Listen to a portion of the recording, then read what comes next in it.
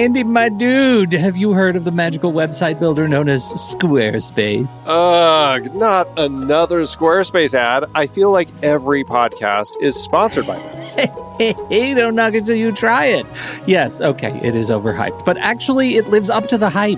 Squarespace is like a website fairy godmother. With a click of a button, your site transforms into a beautiful masterpiece. A website fairy godmother? That sounds interesting. What makes it so magical? Well, for starters, those slick templates make anyone look like a professional web designer. Pick one, customize the colors and fonts to match your brand, and voila. Plus, the drag and drop fluid engine is so easy, your grandma could build a site on Squarespace. Well, she did knit me a lovely scarf last Christmas. Maybe website design is next. Exactly. And when you're ready to sell your Nana's handmade scarves online, Squarespace has built-in e-commerce. Add a store with one click. Get flexible payment options. Then watch those sales roll in. And when she wants to teach others her steezy scarf skills, Squarespace's new courses feature is just the ticket. Nana can set up her curriculum and enrollments and payments in a snap and become the next e-knitting influencer. Oh, wow, you really sold me with the grandma angle. Sign me up for that free trial.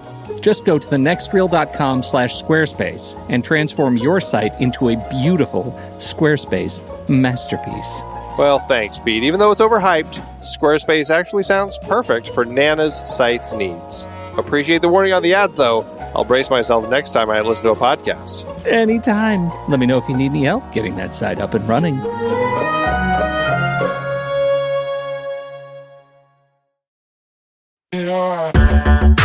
Andy, can you believe we've almost hit 700 episodes of The Next Reel?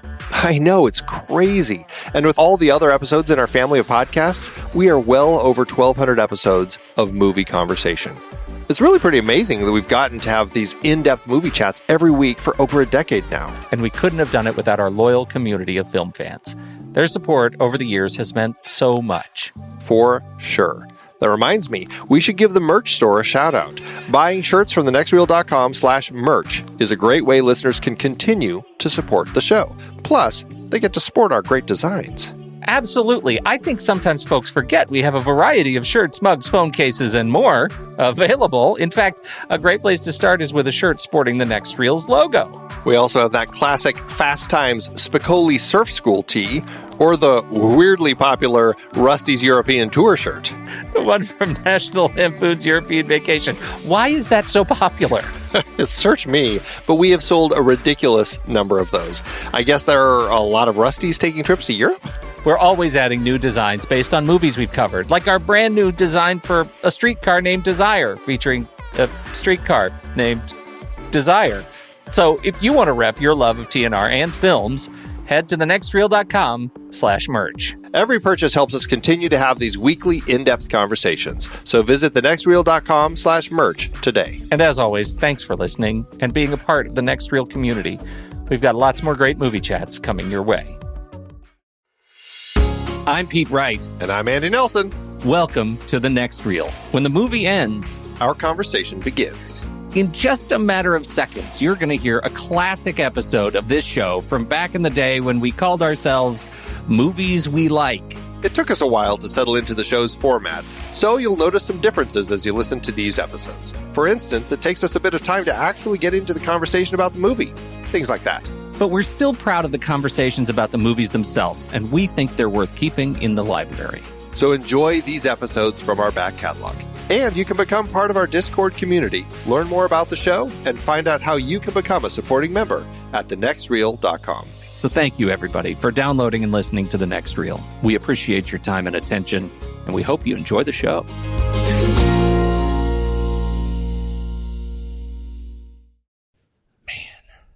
I know. That's too bad. Do you know Kelly Ripa is 44 years old today?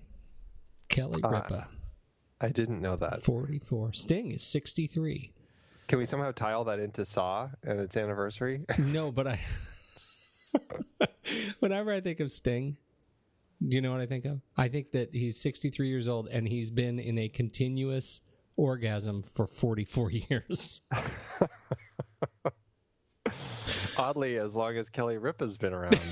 What does that mean? Wow. I see now, even I didn't go there. I didn't think about that. It was a number that popped into my head. I was just thinking about his whole tantric thing. Okay. But you don't know about that? No. Well, maybe you need a little therapy. Maybe I need to investigate more in Sting's life. Yeah. He's out and quite proud of his tantric sexual relationships with his wife. Not Kelly Ripa. Not with Kelly Ripa. No. No. All right. Oh my. Hey, how are you? Are you feeling good this week? It's been a busy week. Our documentary, The Joe Show, starts its theatrical premiere on tomorrow, Friday. So wait a minute. Did I know this? I don't know. Can I see it? Is it here? Is it here? Can I see it? It's not in Oregon, no. So you're the producer, right? And you couldn't set, how long have we been doing this show? How long have we been friends? And you couldn't hook Portland up with a single theater? I know. I failed you, man. Jeez. Failed you. All right, so what are you going to do to make it? I need to make good. What are you going to do? Tell you what, just for you, next month, I'll have it up on Discovery ID for you. How's that? See, I'm not a subscriber of that. Will I have to pay something? Will I need subscription to something? So you're going to set it up for me and only me, and I have to subscribe to some Fakakta cable thing? Tell you what, just for you. Real generous. This is only because I love you, man. In December, just in time for Christmas, I'll have it out digitally where you can download it on iTunes. Oh, just in time for Christmas. Great. One of your closest friends, been doing a podcast for years, and I have to wait till Christmas. No theatrical. I'll be what if I'm traveling? And you know what? It's in Dolby Atmos, so you're really going to miss out. It is not. You liar. No, that'd be kind of a waste of Atmos. Waste of Atmos. It's IMAX 3D Atmos documentary about Sheriff Joe Arpaio. Oh, just what everyone wants to see. Yeah, I think he would go for it for sure. Hey, listen, who is in control of putting the trailer and the artwork for the film on Fandango? Because I will note it's not there. And I have just hearted The Joe Show. I've added it to my movies. And it's not there. I don't know. That's a good question. Again, your function on this is what? Clearly not the person who deals with Fandango. Minions? Hey, congratulations on that, Andy. That's fantastic, actually. Yes. That really is great. I know it's a long time coming to get it to theaters and one step closer to getting it in my house again. So exactly, one step closer. But anyone who's interested can go to joeshow.com to learn more. Joe Show. Let's see if you're right. Doc.com. You're right. It's there. Phew. Don't worry about it. I got one thing right. The site's up. And it crashed. Kidding.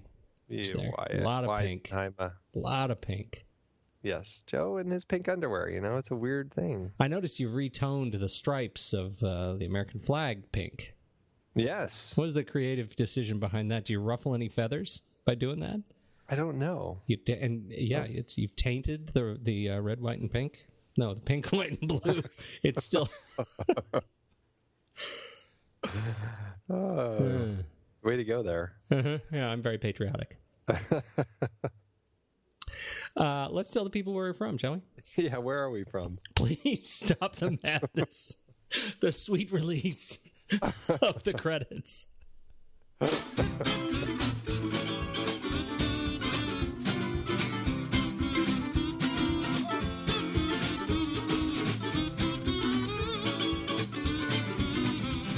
Hey everybody, it's The Next Reel. Welcome. Thank you for joining us. My name's Pete Wright. That there is Andy Nelson. Hey! And we spoil movies. We sure thank you for showing up and allowing us to spoil movies for you. You can learn more about the show at thenextreel.com. You can join the conversation at Facebook or Twitter or even Google Plus, or I'm going to say it out loud, elo.co. Don't go there. You got hello, governor. Hello, governor. Did you didn't? I noted you didn't even ask me for an invitation. No, I haven't. I'm not ready for that. I'm not ready. Let me tell you, that relationship yet. You are totally not ready for that. I can barely handle Twitter. Well, you can find me on LO. I'm playing with it a little bit. If you're on LO, this new experimental, high school social network project, which is probably demeaning, possibly to high schools. You should check me out on there. I'm just at Pete right there. And so come join the conversation. Let's see if it's worth sticking around LO. See if it's worth Andy joining LO. Let's say that. Hello. Thank you. Thank you. Before we jump too far ahead, to everybody who has jumped in and commented and shared with us their thoughts. The most important news: Leisha Warfield, friend of the show, love you, Leisha, actually stared me straight into some fantastic triangle glasses with angular stems, which totally throw my sense of balance and frankly judgment off. So I will be buying some of those. And we have Twitter was the home of requests from abroad this week. Oh yes, yes, we did. We had we had some comments from the good and kindly Martin. Well, I'm gonna butcher this. I'm gonna try it. You tell me what you think. Martin Tilquist. Sounds pretty good to me. Yeah. So Martin suggests that we jump into some P.T. Anderson movies and some Wes Anderson films. So he says P.T. Anderson is one of his very favorite directors, and obviously shocked we have done no Wes Anderson films. And we have talked about P.T. Anderson and Wes Anderson in out of context, in passing, over the years, but we have never done any films. Why is that, please, Dr. Nelson? Accident. I'm not quite sure, but we have talked about them. It's one of those things that we definitely have on our radar. And, with all these Andersons, it definitely seems like we could find a way to make an Anderson. It seems like it. Anderson series. We're going to do the Anderson series. Yeah, we'll have to throw in some of the other Paul Anderson. Yes, and The Matrix again. Mr. Anderson. Mr. Anderson. That's right. Well done. Right. Well played. Yes. And so thank you very much, Martin, for jumping in the conversation. We really appreciate not only that, but the suggestions of the Christopher Triumph podcast, which is an international film podcast he recommends that we all check out. Let's see, there's some other, he recommends a lot of cool Danish and Swiss. Danish and Swish. Oh, man. You do it. I'm a hot Danish mess. And Swiss. Yes. Oh, gonna be a night. So we are going to check that out, particularly Lucas Moodysson.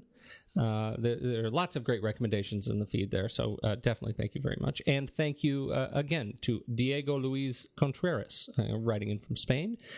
So glad you discovered this show. Thanks so much for checking us out and for sticking with us. Yes, you have a lot to hear from us. If you've started from the beginning, we'll catch you in about 2.5 years when you actually reach this episode. And we'll still be grateful for your participation.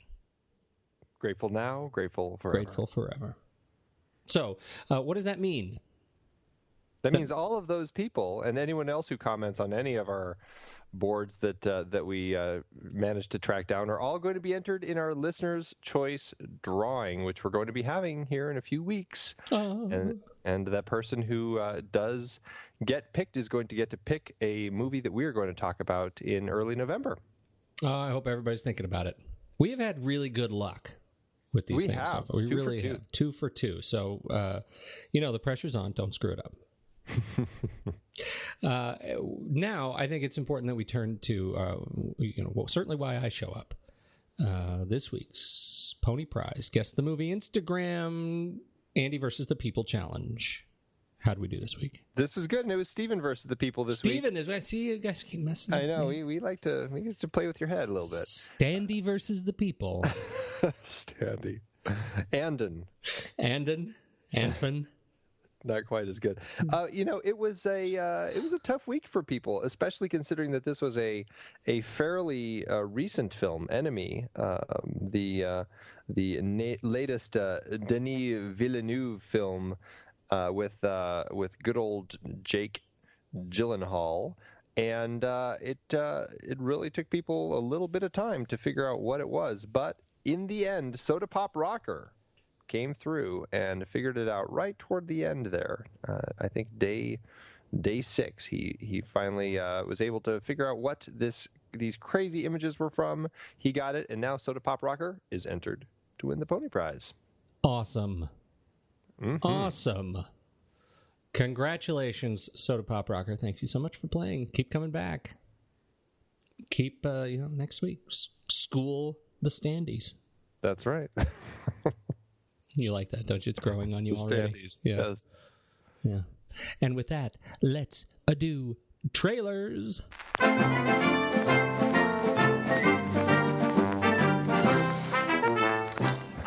I was going to do a trailer that apparently I haven't seen, but apparently it's out. Have you heard of this Space Station 76? I have, actually. I heard about that quite a while ago when it was playing at one of the film festivals. I can't remember which one. But has it hit wide release? I have not heard of it. I thought it was like a new trailer. I'd never even heard of it, never saw it. And then I checked IMDb, and it apparently was released in March of 2014. Yeah, it was, I can't remember what festival it played at. It was South by Southwest earlier in the year, yeah. Well, it looked funny to me, so I went ahead and put the kibosh on that one. Mm-hmm. Maybe it was stupid, I don't know. But I was kind of in the mood for sort of a Spaceballsy sort of... It's a Spaceballsy, Wookiee kind of slapsticky sort of thing. And I didn't do that, but instead, in honor of Martin Tilquist... I am choosing a Paul Thomas Anderson trailer, Inherent Vice, coming out January 9th, 2015. This is, I think, our kind of movie right here. Don't you think? Oh, yeah. Reese Witherspoon, Jenna Malone, Joaquin Phoenix, Josh Brolin, Sasha Pietiers, Owen Wilson, Benicio del Toro, Michael Kenneth Williams, Eric Roberts, Maya Rudolph, Wilson Bethel, Martin Short... Amen. The cast just keeps going on. And in 1970, drug-fueled Los Angeles detective Larry Doc Sportello investigates the disappearance of a former girlfriend. It looks crazy. And I, like many Paul Thomas Anderson films, I'm very excited to see this movie. The goofball factor is very high. And Joaquin Phoenix I find super compelling, as weird as that guy gets. Right. Man, I like watching him on screen. He is a trip. And he is such a trip. The fact that he comes into this one looking like Wolverine. Yeah. He loses the huge beard and comes in with the chops. It's a nice play. I like it. Yeah. It's going to be interesting to see this film. I hope that it does well. I'm guessing it's going to because it's Paul Thomas Anderson. But, I still...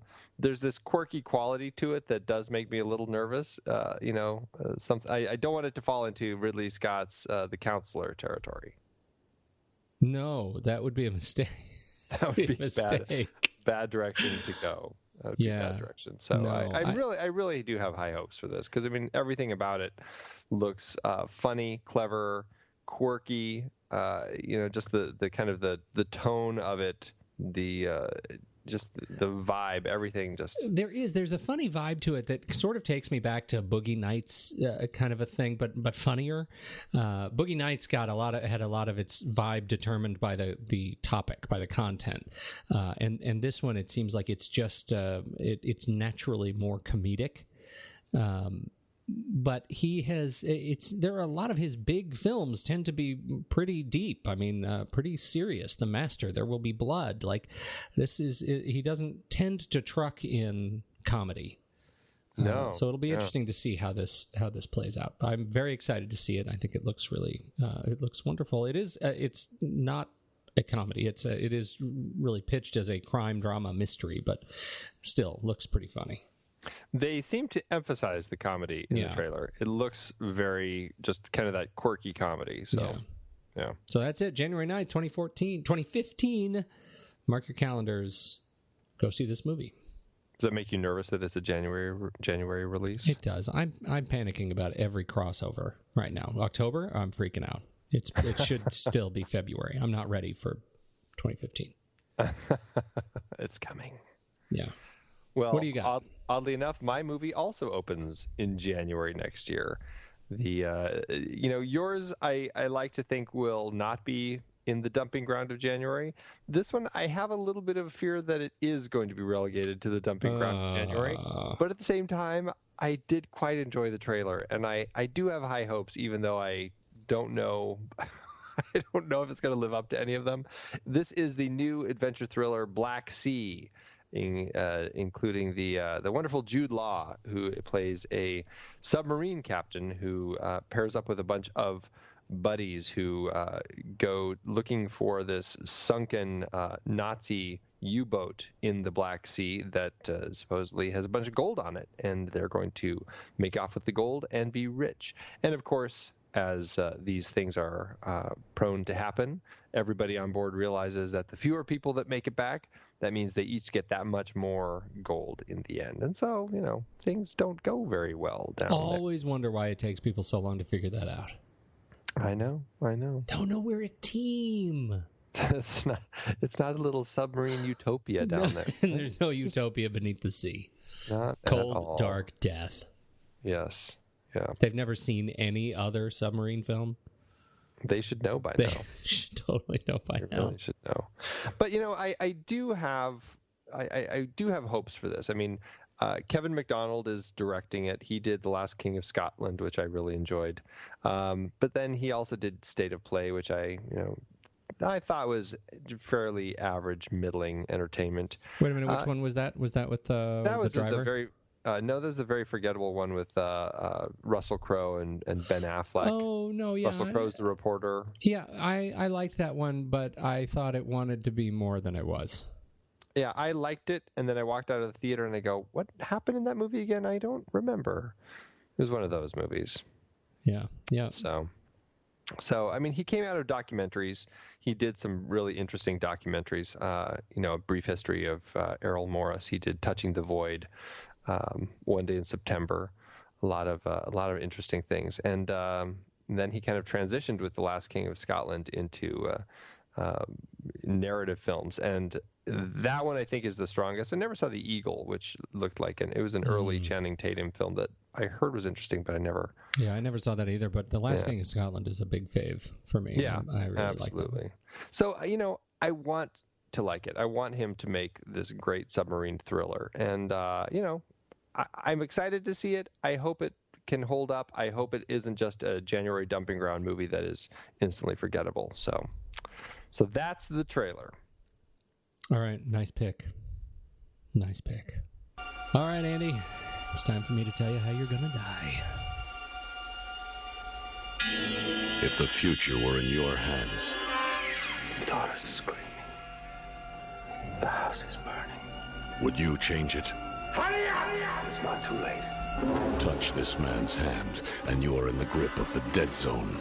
I've had another episode. Only the imagination of author Stephen King could take you there. Johnny, wait!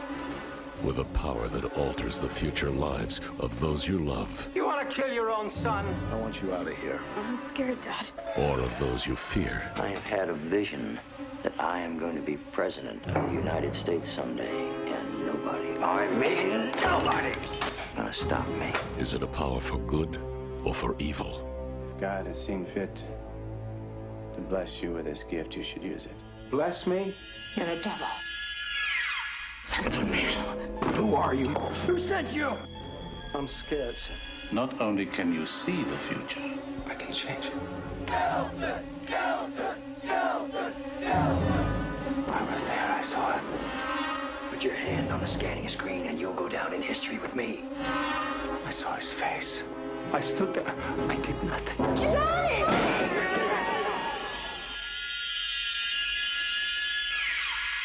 Stephen King, The Dead Zone. And we're taking on The Dead Zone, 1983 David Cronenberg film with the young and handsome Tom Skerritt. Yes. Tom Skerritt, I don't know that he was ever young and handsome. Even in Alien, he was not young, and he's always been the rugged small town police chief, right? Yeah, that does seem to be kind of his lot in life. Film stars Christopher Walken as the unlucky Johnny Smith, who is he's a young school teacher in love with the lovely Brooke Adams. and he gets in a car wreck with a looks like some sort of a gasoline truck made of tin can. And he wakes up 5 years later and has the power to touch people and find out when they're going to die, when their friends are going to die, when their loved ones are going to. He can tell the future, but only the really bad stuff. Right. It's tough. That's a curse. It is. How the movie how did it hold up for you? This is I should say this is part of our Stephen King series based on the book The Dead Zone, which was released just a scant 4 years before the movie came out, so 1979. So now how did it hold up for you? How do you feel about it? This is one of the Stephen King movies that I definitely never read this book. And I saw this movie much later in my life. I mean, not much later. I mean, it was probably high school or college when I finally caught up with this one. And I've always liked it, but it's one of those ones that I kind of see it and then I forget it and I go, what was that one again? Okay, yeah, it's Christopher Walken and he can touch people and stuff and see what's going to happen. And there's moments that I remember, like, you know, him sitting in the burning bed and the kids under the ice. But it kind of fades away from me quickly, and I don't know why. I do like the movie, but it's and maybe it's because the way that the story is told feels very episodic. I just never really get connected with the story. Episodic and wildly dated. This film did not age well, and it's not even so much the film or the story that didn't age well. And I think that's proof. That's proved out when you start watching Anthony Michael Hall's take as Johnny Smith in the television series, which ran for some time and was quite popular. You know, even though it was on, I think was it FX? I think I'm not sure, but it was on. You know, and I never really binged The Dead Zone, but it ran for 6 years and. It garnered quite a following, and I think Anthony Michael Hall, as a grown-up, played the role very, very well. It really lent itself to that sort of episodic feel. This just maybe it was great in 1983. Maybe it was. Maybe the performances are what I would have expected in 1983. Instead, I found them just sort of jarring and stayed and just generally unbelievable. Even, you know, Christopher Walken, that I feel, you know, I generally like very much, and his wackiness sort of that comes out in his later career. You know, I mean, his just kind of unnatural sense of grace. I don't think we get to see here. You know, here he was a young actor playing a role, and I really could feel that. Brooke Adams, I did not find particularly compelling as the ex-love interest. The only one that I really enjoyed, which I thought was ironic, was, well, not that I enjoyed him, but his role was ironic. Martin Sheen as the young senator, you know, going on to play Jeb Bartlett in The West Wing as the president. So it feels like his career is sort of bookended by roles as presidents and senators, and I thought that was fun. That was pretty comical. That was nice. So, yeah. But generally, I found, I'm with you. I think you described it really well. It is not a memorable film. I would ask you, of this film, do you ever remember the end? Like when you think about it. I mean, I do remember, like, that's another of the moments that I always remember is Martin Sheen holding up the kid. And so, you know, but it's just those kind of moments that, I mean, and I think I may like it a little more than you do, but I just forget about it right away, you know? So it's like, I can enjoy the movie while I'm watching it. I mean, I guess I don't have a huge problem with the performances. I don't have a real problem with the datedness of it, but it is just, I don't know, it's just weirdly forgettable. And I don't know if it's a tonal thing because it was kind of a different type of story that Stephen King was telling.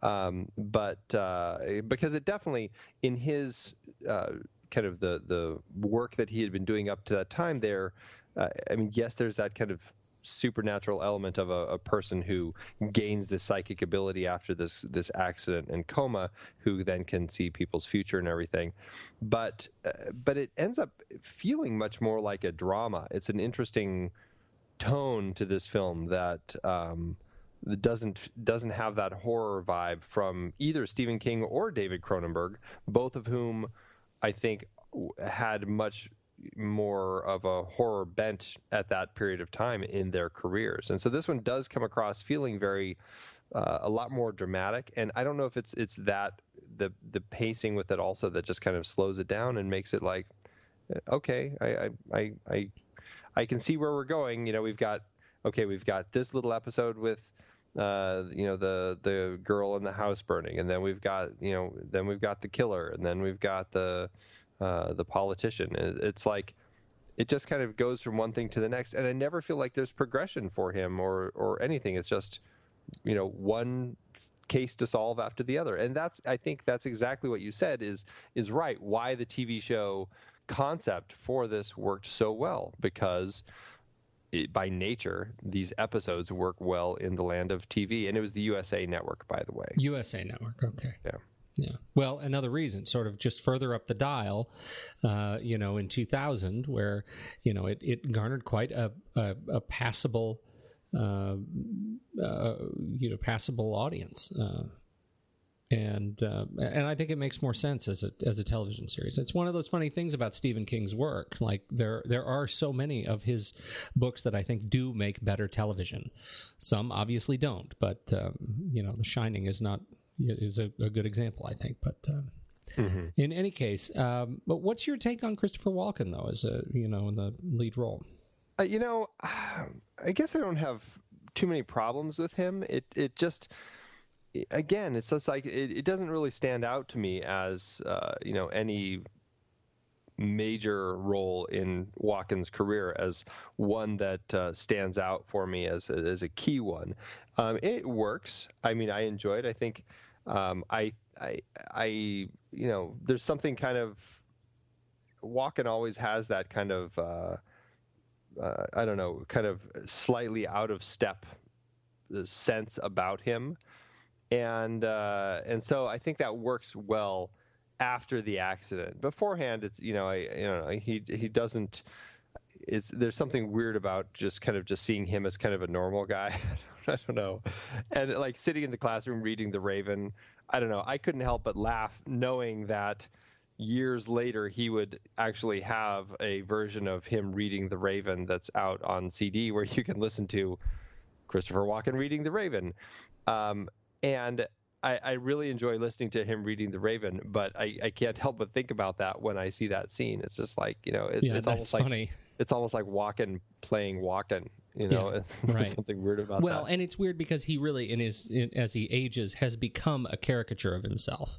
Yeah, right. He just gets weirder and weirder. Exactly, right. So, and this is kind of the early stages of that. Yeah, the birth of weird. Yes. Yeah. But like I said, I do like him. It's weird to see him with a love interest because he just keeps getting weirder, and I know him more as sort of the guy who doesn't generally have the love interest, or at least a normal love interest in his films, and so that's interesting. I find he just doesn't hold the role for me.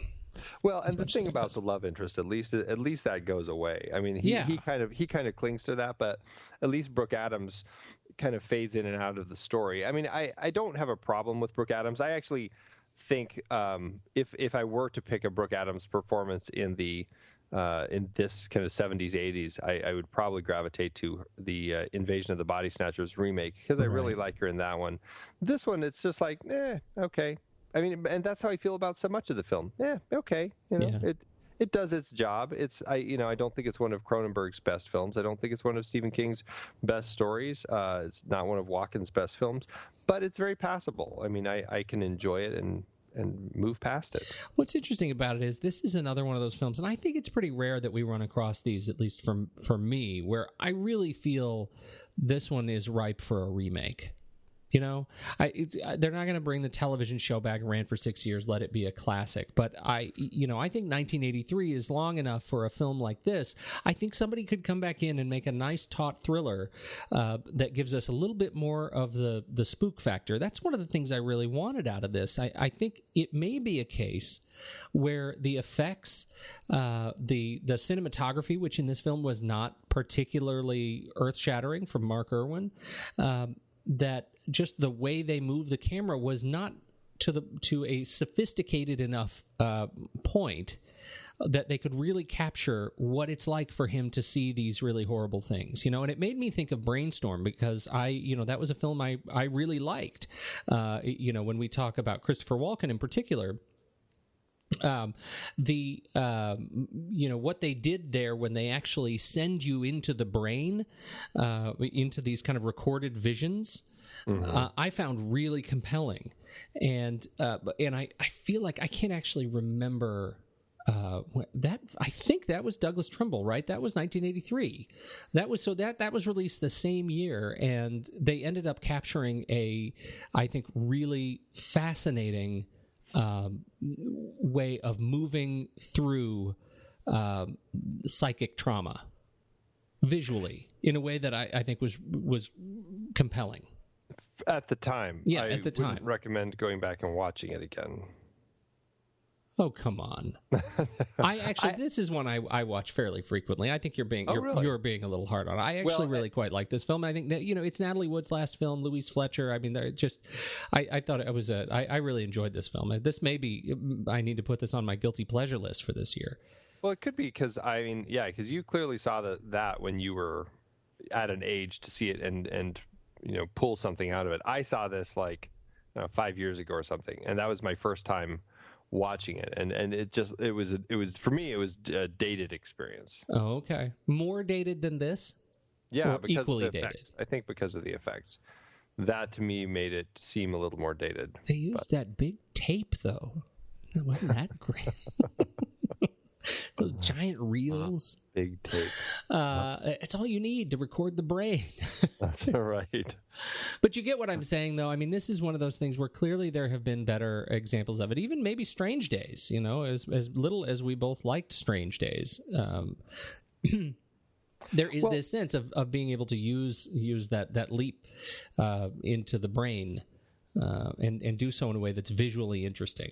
Well, and also on top of that, because I definitely agree with you, I think there's something that they could do to really bring that of this actual dead zone, the title of the film, to life better. I mean, the way that they talk about the actual dead zone, and I don't know. You're right. It's like, okay. So the dead zone is, he goes to this place where he sees these visions, but the people aren't necessarily dead. He could still potentially change it, so it's the dead zone. But I don't know. There's something about the title that I find much more interesting in the actual title than in the way that they describe it. And I feel like someone could now find a way to actually create that where there's more to it, I think. Yeah, I think so too, because describe the dead zone as they describe it. Well, I think it's just, it's pretty simplistic. It's just, he goes into this vision and he sees something happening, but he doesn't really see himself there. So he gets a sense that he can. It hasn't happened yet, so he can potentially change it. I think is basically it, right? Yeah, that's my understanding of it. My son saw the album art. It was up on my screen as I was preparing for this. He's 8 and he says, "Dead Zone, what's that? Sounds awesome." And I tell him, yeah, it really is. It's like when we're on a call in the car, we're in the car and we're driving over Sylvan Hill, Sylvan Hill. Yeah, I know Sylvan Hill. That's where that's where he sometimes gets a treat. There's a Starbucks there, and sometimes we go and get him a chocolate milk when he's particularly charming. And we always lose cell calls there. I said, that's a dead zone. He says, and he looks at me and he says, they made a movie about that? I said, pretty much. Pretty much that's what they did. That's pretty funny. So it's a sense of having, and I like the intention here. And I also did not read the book. I'd be curious to see how they handled this. But I like the intention of, here's a guy with this powerful psychic ability, and yet there is this place where he goes where he doesn't have complete control of it. Right? That's the weakness of his power. Right. And that was, as you say, wholly unexplored in this film. I think it was just an unexploited benefit of his powers that I don't think they particularly explored well enough. And maybe that's a case of they're just not good enough in the 80s to our expectations today of telling these sort of superhero-esque origin stories. That could be. I mean, we could be suffering from superhero-itis nowadays, where we're so used to these origin stories and getting a much more interesting, compelling explanation of things. And I don't know if it's fair to pin that to this film, but it certainly could suffer from that. I think there's something to it. I think there's something to it. Yeah. We're going to be unnecessarily hard on the film. Yeah. Something else that I think I was actually reading. I read kind of the kind of a synopsis of the book to try to get a sense of what the real difference is between the film and the book, because I heard, in the process of writing the script, they ended up kind of tweaking the script quite a bit. A couple different people had come in to write the script. I think Jeffrey Boehm, who had originally wrote it when he was developing it for Stanley Donen, which seems like a very strange directing choice for this film. He had done why am I blanking on it? The Singing in the Rain. Right. It's just like, it doesn't seem to fit. Anyway, he left, and then Stephen King adapted it when Dino De Laurentiis wanted him to, but nobody liked that version. A couple other people, Andrei Konchalovsky. I heard that ended up being like 5 different versions, 5 different people writing the script, and they went with Jeffrey Boehm's script, and he removed there's this whole parallel storyline in the book, and reading through this plot synopsis makes me feel like I think that there could be something with what they took out of the script that I would actually want to see. They had this parallel storyline going on where right at the beginning of the book you meet young Johnny, and he starts at a young age having some strange experiences, like he gets knocked unconscious, he has a big lump on his head, he mumbles this message, don't jump it no more, that he later finds out there's this adult that he says it to who gets hurt while he's trying to jump start a car. And so we meet him at a young age, and then we meet a young Greg Stilson, the politician, at a young age. And throughout the book, you end up having this parallel story between Johnny as he kind of grows and becomes, who he is, and goes into the coma and gets this dead zone and all that sort of stuff, and Stilson as he journeys on his political path to becoming this great political leader, albeit a very corrupt one.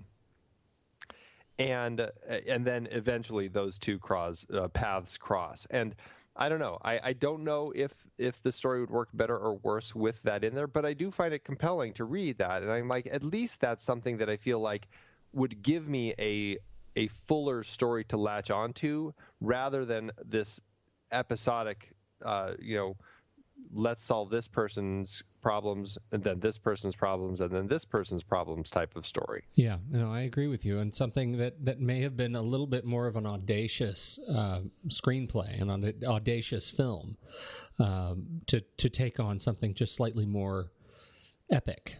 Yeah. Yeah, and I don't know why they shied away from that. When I look at, what Cronenberg was doing at the time, I mean, coming off of just looking through IMDb, Rabid Fast Company, The Brood in the late 70s, to Scanners in 81, Videodrome in 83. I hardly remember Videodrome. What even was that? A weird film? one. It was James Woods. Yeah, that was the one where he Harry. sticks his head into the TV and has the video tape in his chest or whatever. It was a weird one. Yeah, that is a weird one. But then he does the Dead Zone, which is sort of not weird enough given where he was, and he goes back in to do The Fly, of course, which was I think fantastic. Yeah, it's one of my favorites of his. Yeah, it really is. And you can see over the course of his career, he has become more of a sophisticated director, I think, as he moves through his career to, more recently, you look at Cosmopolis, and we've talked recently about Maps to the Stars. And another one I think you didn't like as much, A History of Violence, right? No, I like that and what was the one that the other one that he did with Eastern Promises. Yeah, those two I thought were pretty compelling films. Yeah, you didn't like Crash though, right? Crash was just a weird film. It was a very strange story, you know, and the fact that it was kind of somewhat loosely based on Ballard's own life, I thought was also kind of weird. That was a little bit weird. Some people do weird things. You're more than welcome to do those weird things. What was the one that Maggie Gyllenhaal was in? Was it Secretary? Did you see that one? Yeah, but that wasn't his. No, I know. Oh, I know. But you know, when people say weird things, and then I think about Holly Hunter, and I think, oh, yeah, Maggie Gyllenhaal did something weird too. I liked that movie quite a bit. It was a crazy movie. It was pretty crazy. Stop. Very crazy. All right. Yeah. Anyway, so you could tell you can just sort of see how he's matured his weirdness, and as he's been given more money to do kind of larger films, he's made some more interesting films. But for some reason, The Dead Zone is a weird dead zone for me. In looking at his films, it's like doesn't fit. It's like not weird enough. It's not compelling enough. It's not like audacious enough. It doesn't tell enough, and maybe that's a function of having too many hands in the script. Maybe they just didn't get a good adaptation, and that's as you say, maybe they just are missing a whole part of the story that would have made it something really special. Yeah, that could be. I mean, there is an interesting nature of kind of something I think, I don't know if it was intentionally explored politically by Stephen King in the novel, or if it's something that Cronenberg and Jeffrey Boehm were really trying to bring out in their script. But the idea of like a political assassination at the end of the story, and how we are on the side of the assassin and we essentially become a part of the assassination, and we essentially want him to assassinate this guy because we buy into this, but everybody else in the story is going to think that this is just somebody killing the next great leader. And I find that a very interesting aspect of the story that I can't help but wish that was explored in a bigger way to make it kind of stand out a little more, because I really like that idea of us being on the side of the assassin in this situation, and looking at it from that perspective, when normally that's the perspective we really don't we don't want to look at.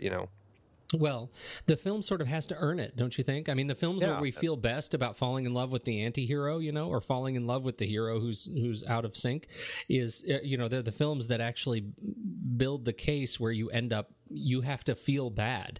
I never felt bad. The whole time they built a case for how bad, Stilson was. Of course, we knew he was bad. Like we knew he was bad so early because he just smelt smarmy. Like, we just knew it. That there was never a point of turn where you have that emotional switch where you think, oh my gosh, this is where our hero is being called to his solemn duty, and now I get it. I didn't get it before this moment, but now I get it. And you sort of get that sense in this film that they wanted you to get it when they show the premonition of him in the room with the vice president actually putting their hands on the briefcase scanner to launch the nukes. Right. And so that you get the feeling that it just didn't build up to enough intensity because we already knew it was coming. Yeah. It's like, no, I haven't seen it, but I've seen it. Right. Yeah, you get a sense right away that this is just a corrupt politician. It's like, and that's I don't know, the nature of the story, I guess, but there could have been a way to make that much stronger, and that is one of the unfortunate elements of it. But I think so. Yeah. I think so too. Who else stands out? I've already slammed the cinematography a little bit. I just feel sort of uninspired. But are there any other? Do you have any take on Mark Irwin's work here, or not really? I mean, I agree with you for the most part. I think the two elements that stand out more for me is the production design. Carol Spear and Barbara Dunphy as the art director. I do like the production design in this. I think there's a nice cold look all the way through. I mean, they shot this up in Toronto I guess it was a winter that got progressively colder as they shot. So by the time they're filming like the gazebo scene, it was so cold that I think Cronenberg said it was the coldest he's ever been while he was filming this outside. But just the look of all of it, I think, is really good. I love the look of like the little girl's room when he's in there. He sees the room burning up. I love the look of the house when he goes to when they figure out that it's the deputy who is the serial killer, and they go into their house. Just kind of like the green, the kind of the awful green throughout that house is pretty awful. Plus, like his wallpaper is all like cowboys and Indians, like he's kind of psychologically locked in his childhood. And then also, they use this kind of Norman Rockwell type of feel for the kind of the town, which is really highlighted in the giant billboard of Stilson outside of Walken's house. That's pretty funny. And I just all of that look, I think all of it is really nice. And that for me stands out a little more. And as an interesting side note, the gazebo, they filmed it up in Canada in was it Niagara on the water, or Niagara on the Lake is the name of the town. Yeah. And the gazebo, the town didn't want them to build it, but they told them, it's just a movie thing. As soon as we're done, you guys can take it down. And the town, I guess, fell in love with it, and it's still there, and you can actually go hang out in this gazebo that's now become like part of the town history. Oh, that's pretty funny. Which is a strange little tidbit of info.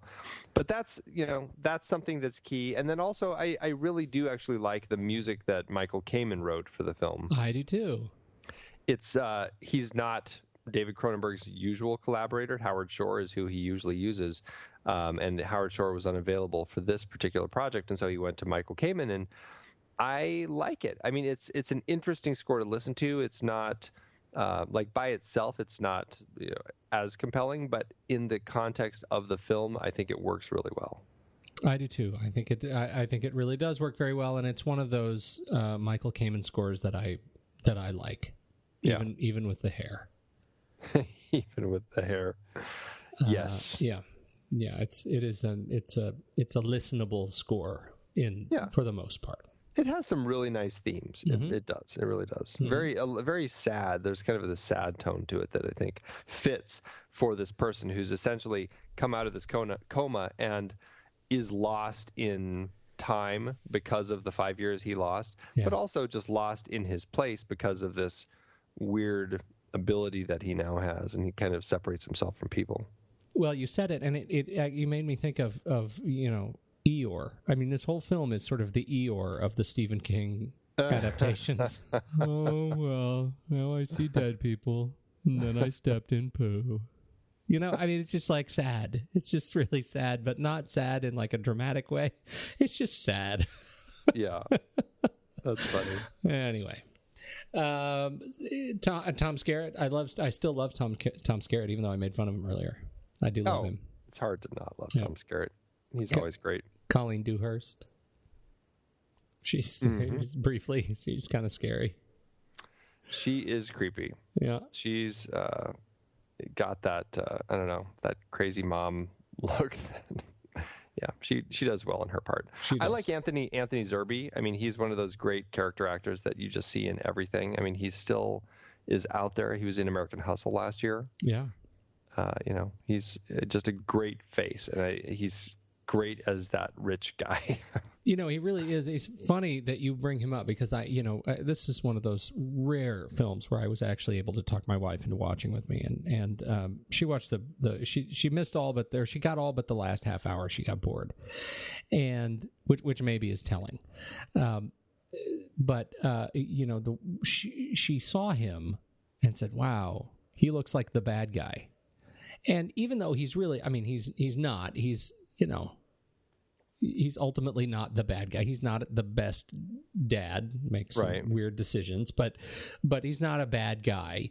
But he is a bad guy in so many movies that now I just see him as a bad guy. And I thought that was a funny point. Like he's, I think I originally was in one of the Lethal Weapon movies. I think he was in I think that's where I discovered him as a youth. And I don't think he was in Lethal Weapon. What was he in that was not Lethal Weapon 1? He was in Steel Dawn. He actually was in The Equalizer for a few episodes. Yeah. That's funny. What was he in? Maybe it was... License to Kill, I think is probably what you're thinking. James Bond. Maybe that was it. Yeah, he was... can't remember who he was in that. But Milton Crest. Wow, maybe it was License to Kill. Well, that's going to make me crazy because I feel like it was something else, not that. Yeah. So I'll have to think on it. Anyway, so he just looks like a bad guy, or a corrupt cop, or something. Yeah, generally always something official. Corrupt. Yeah. You know what his first film was? Wild Wild West. Cool Hand Luke. Dang. A little different. Good old Anthony Zerbe and Herbert Loam. Yep. Herbert Loam is great. Yes, he's been around forever, and gosh, he just passed away a couple years ago. But he had been in all the Pink Panther movies, Spartacus.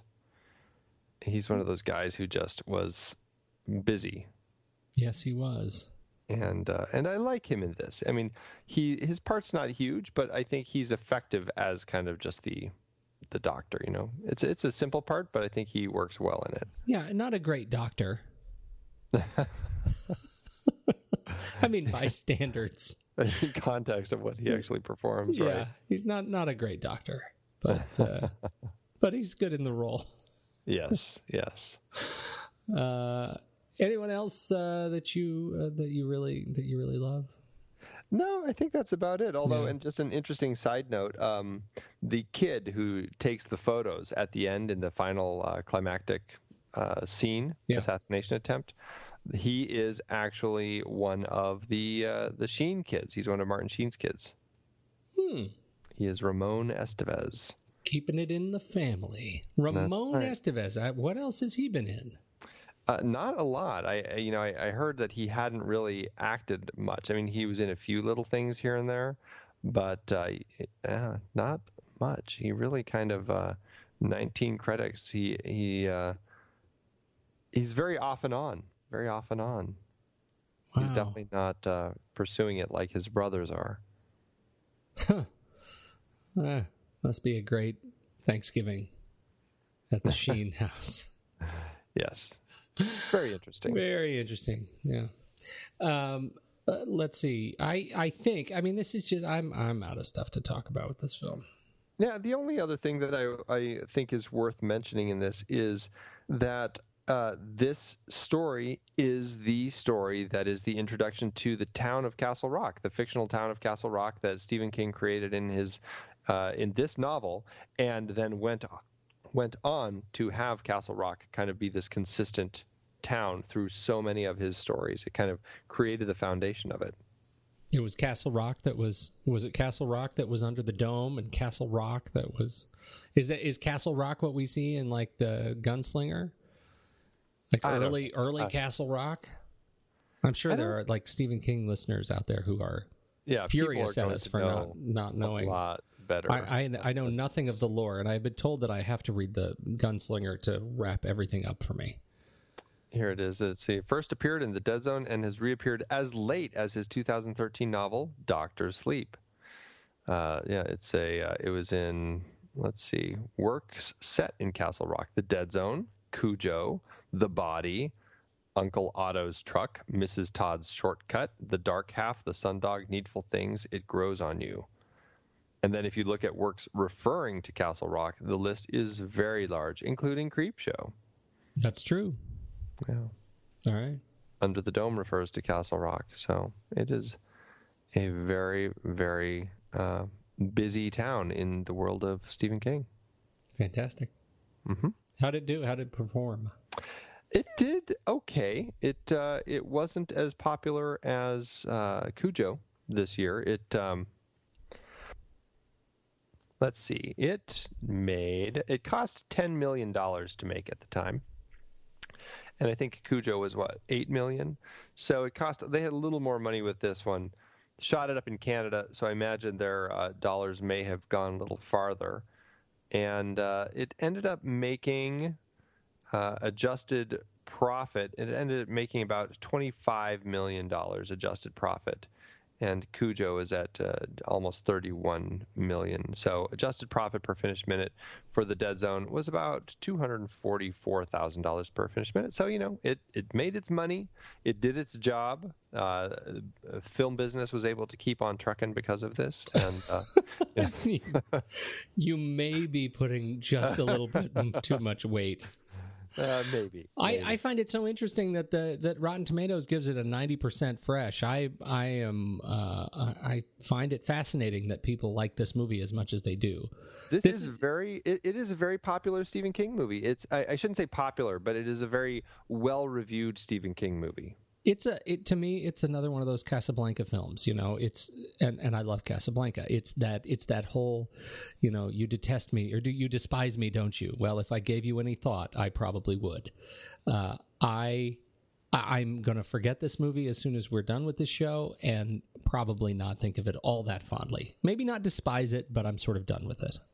Well, and I think my tack with this one would be a little bit opposite, where I think I'm the same. I am going to forget it right away because that's what I always do.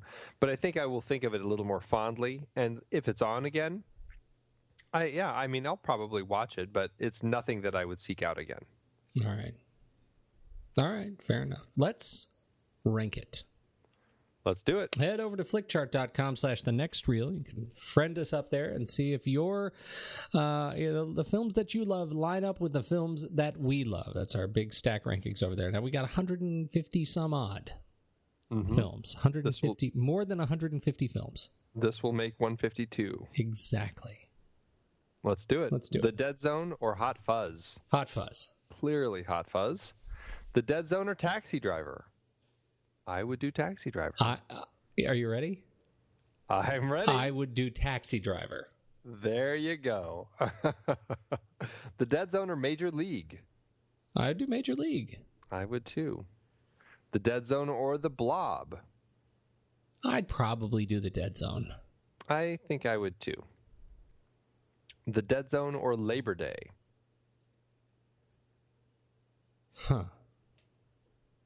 I think you're going to go Labor Day. Yeah, I'm a little torn on this one.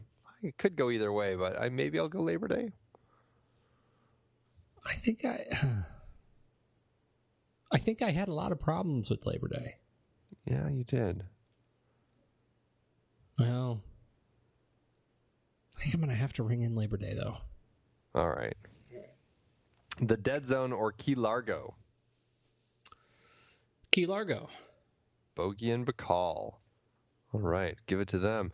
The Dead Zone or We're No Angels? We're No Angels. I would do We're No Angels too. The Dead Zone or Christmas in Connecticut? Aw. So sweet. I would do Christmas in Connecticut. Me too. All right. There you are, 143 out of 152. That's an interesting ranking for this film that, we just don't think of. I walked into this thinking that I would have it much higher in my esteem, but then after watching the film again, I'm like, nah. Meh. Yeah. Meh is 143. That's what we know. Yep. All right. Hey, good talk, but where do we go from here?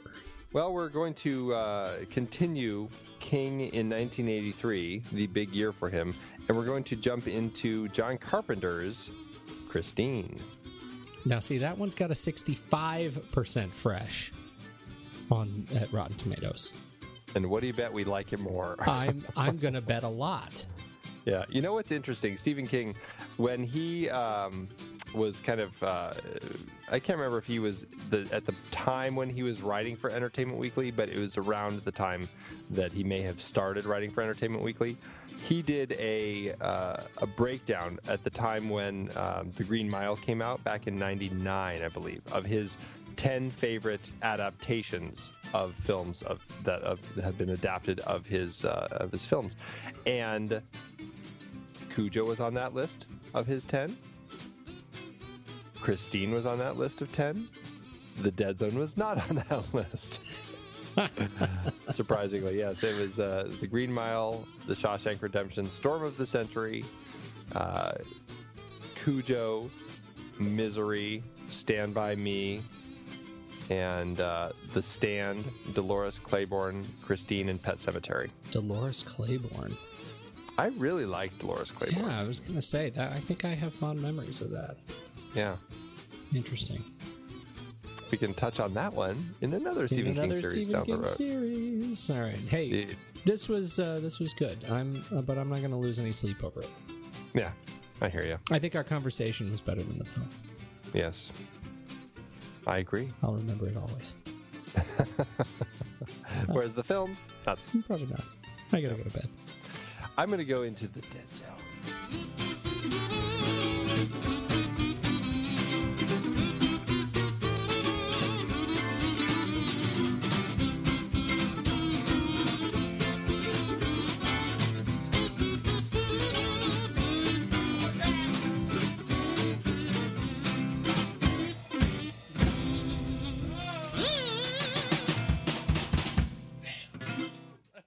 Okay, so I've got one 3-star review by True Crime Reader who says, it's okay.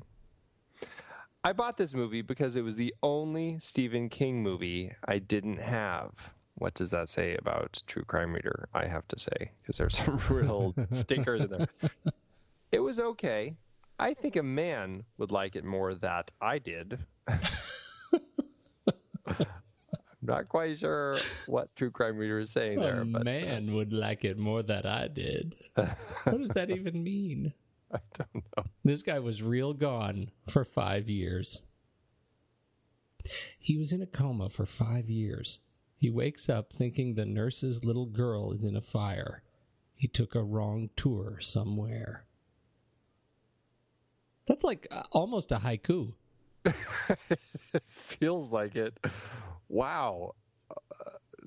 I'm not sure if they finished watching the movie. You took a wrong tour somewhere. And scene. Andy, it is hard to believe that we have been having in-depth weekly conversations about movies since 2011. You are telling me. Producing this show week after week requires a ton of work behind the scenes. If you'd like to help support our efforts, one easy way is by using our Originals page when shopping for books and movies that we've covered. Just visit thenextreel.com/originals. Your purchases made through our links give us a small commission at no extra cost to you and allow us to keep having these great discussions. I love The Next Reel Season 4. Do you know why? I don't. Why? Because we got to talk about my favorite movie, Terry Gilliam's Brazil. That's not even an adaptation. No, but it was such a great part of our great Terry Gilliam series, and a few others in that series were adaptations, like The Adventures of Baron Munchausen, adapted from Raspi's stories, and La Jetée, which inspired 12 Monkeys. Oh, right. And for our Man with No Name trilogy, we saw how Sergio Leone's A Fistful of Dollars was basically stolen from Kurosawa's Yojimbo. We added Labor Day to our Jason Reitman series, adapted from Joyce Maynard's novel. Oof, there's one we'll always regret. Our big Stephen King series covered adaptations like The Shining, Cujo, Christine, and Stand By Me, great horror and coming-of-age tales. Another Coen Brothers adaptation, too. We got to talk about how they turned Homer's The Odyssey into Oh, Brother, Where Art Thou? For our holiday series, we did The Bishop's Wife and The Poseidon Adventure. And who could forget seeing Alec Guinness in the adaptation of Kind Hearts and Coronets during our series dedicated to him. We really need to do more of his films. Truly. We had our first film noir series with classics like Double Indemnity, Detour, and Out of the Past. And our black and white cinematography of James Wong Howe series with The Thin Man, Sweet Smell of Success, Seconds, and King's Row. So many adaptations. Oh, you're not kidding. Dive deeper into these originals and more at thenextreel.com/originals. Every book you buy helps support our show. Get the full list at thenextreel.com/originals and start reading today.